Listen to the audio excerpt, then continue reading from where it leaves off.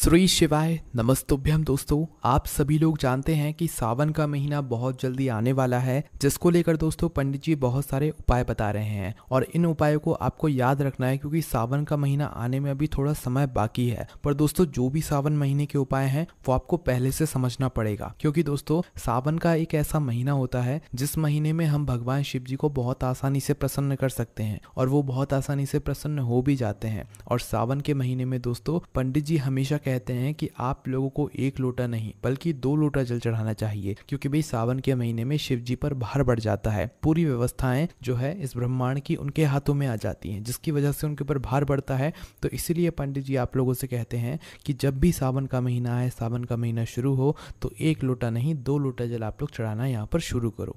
और इसी के साथ में दोस्तों आप सभी लोग जानते हो कि विदिशा के आखिरी दिन की कथा में सावन के महीने में ही किया जाने वाला एक ऐसा उपाय बताया है जो कि पहले कभी नहीं बताया है और ये उपाय थोड़ा अलग है और अनोखा भी है। और दोस्तों ये वाला उपाय आखिर आपको करना क्या होता है, सबसे पहले हम आपको वो बता देते हैं। तो देखो, ये जो उपाय है ये उन लोगों के लिए है जिनकी किसी प्रकार की मनोकामना है या किसी प्रकार की जो दुख और परेशानी है वो लंबे समय से चलती आ रही है, वो पूर्ण ही नहीं हो रही है ना। उनकी दुख और परेशानी दूर नहीं हो रही है, उनकी मनोकामना पूर्ण नहीं हो रही है या किसी भी प्रकार का ऐसा काम है जो कि पूरा नहीं हो रहा है, या आप ये कह सकते हो कि भाई विषम परिस्थिति ऐसी बन गई है कि भाई उस चीज़ से आप लोग बाहर ही निकल पा रहे हो, आपके काम बिगड़ते ही जा रहे हैं, बन ही नहीं रहे हैं। तो भाई अपनी किसी भी प्रकार की मनोकामना के लिए या किसी भी प्रकार की दुख और समस्या से छुटकारा पाने के लिए आप लोगों को एक बार पंडित जी द्वारा बताया गया ये 5 बेलपत्र वाला उपाय ज़रूर करना चाहिए। अब आप ये सुनकर बिल्कुल वापस मत जाना कि भाई 5 बेलपत्र वाला उपाय तो हमने पहले भी सुना है।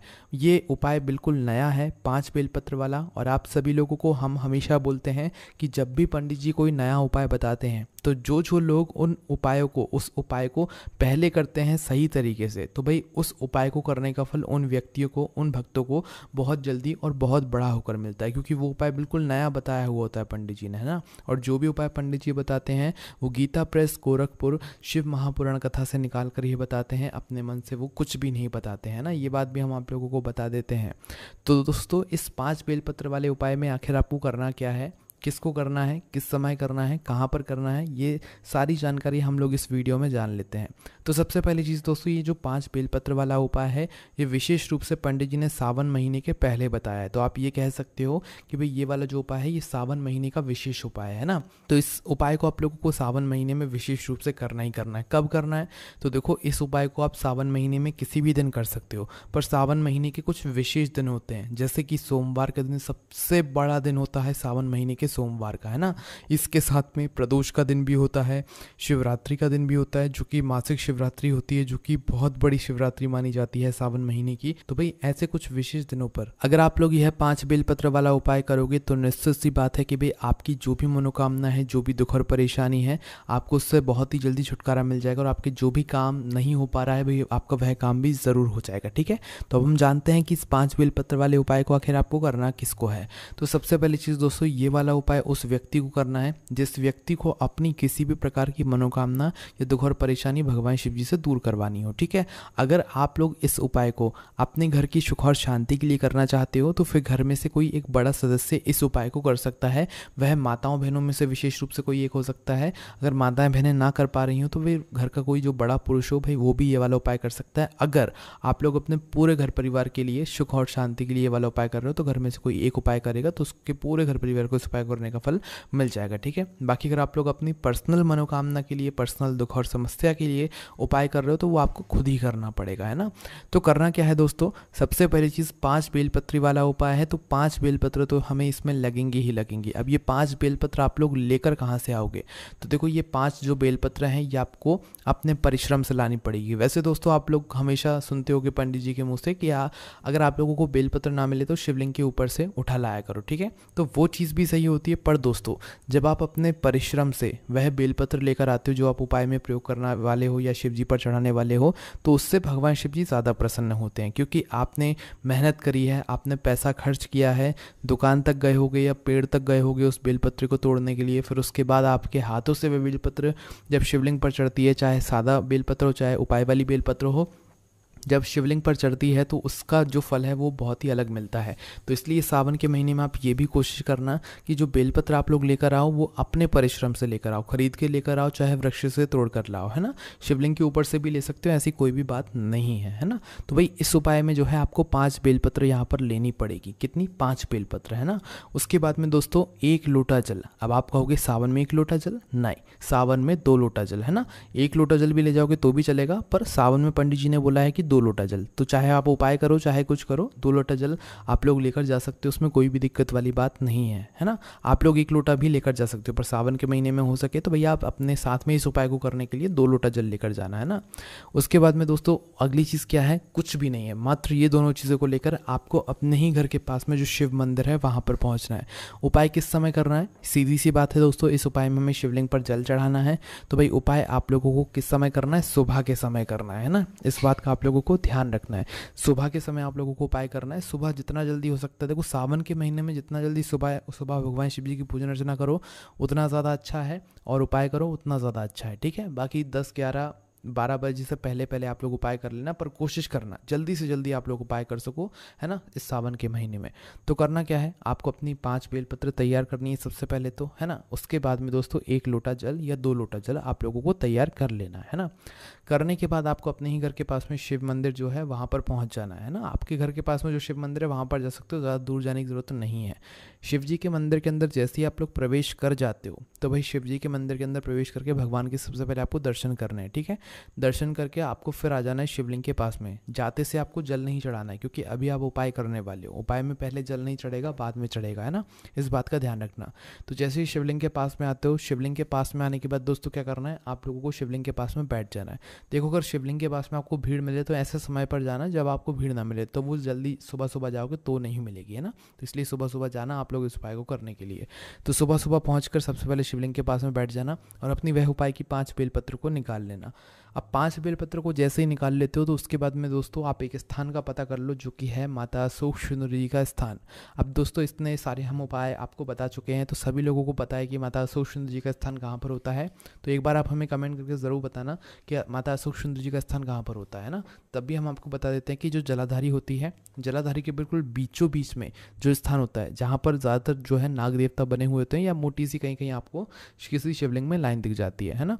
तो जलाधारी का जो बीच बीच का हिस्सा होता है वो पूरा माता सुंदरी जी का स्थान होता है, ठीक है। तो आपको क्या करना है? उस बीच वाले हिस्से को देख लेना है ना, माता सुंदरी जी वाले स्थान को देख लेना है। अब आपको अपनी 5 बेलपत्र निकाल लेना है। अब ये जो 5 बेलपत्र हैं ये आपको लाइन से समर्पित करना है, एक के ऊपर एक समर्पित नहीं करना है। ध्यान से सुन लिया आप लोगों ने। अब हम बताते हैं कैसे समर्पित करना है। देखो सबसे पहले अपनी बेलपत्र निकाल लो। सबसे पहले बेलपत्र निकालने के बाद आपको इस बेलपत्र को माता अशोक सुंदरी वाले स्थान पर समर्पित करना है। बीच वाली बड़ी पत्ती का मुख शिवलिंग की तरफ होना चाहिए, डंडी का मुख जलाधारी की तरफ होना चाहिए, जहाँ से जल बहता है और नीचे गिरता है। सबसे पहले इस बेलपत्र को आपको माता अशोक सुंदरी जी में कहाँ पर समर्पित करना है?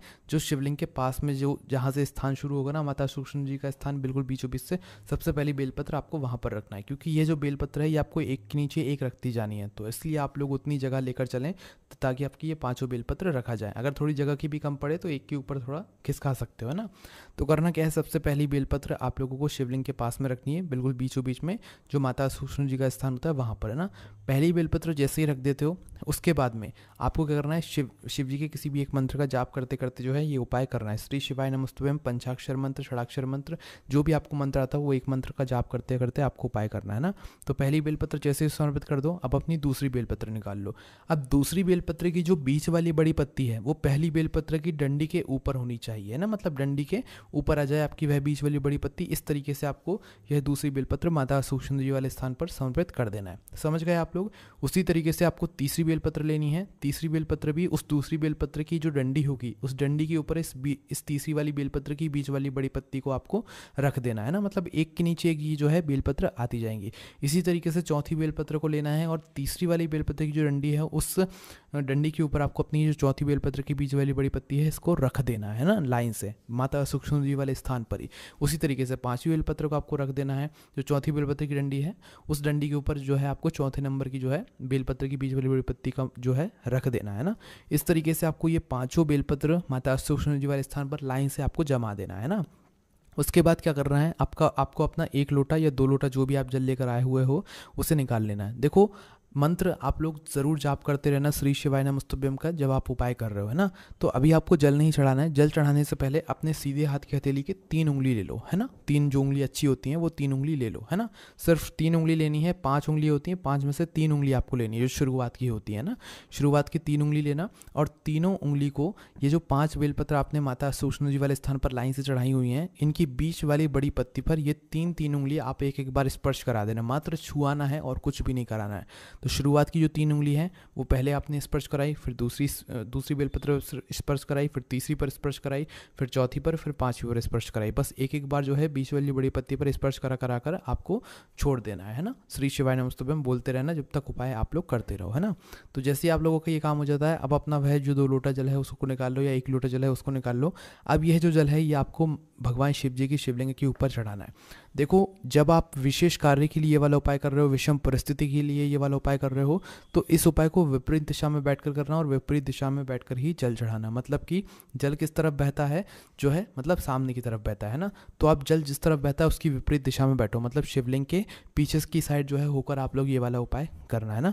मतलब जल जो है उत्तर की मतलब तरफ बहता है, तो आप दक्षिण की तरफ बैठना, और दक्षिण की तरफ बैठकर जो है ये वाला उपाय करना। दक्षिण की तरफ बैठकर ही बेलपत्र समर्पित करना, और दक्षिण की तरफ बैठकर ही जो है आप शिवलिंग पर जो है जल समर्पित करना है ना।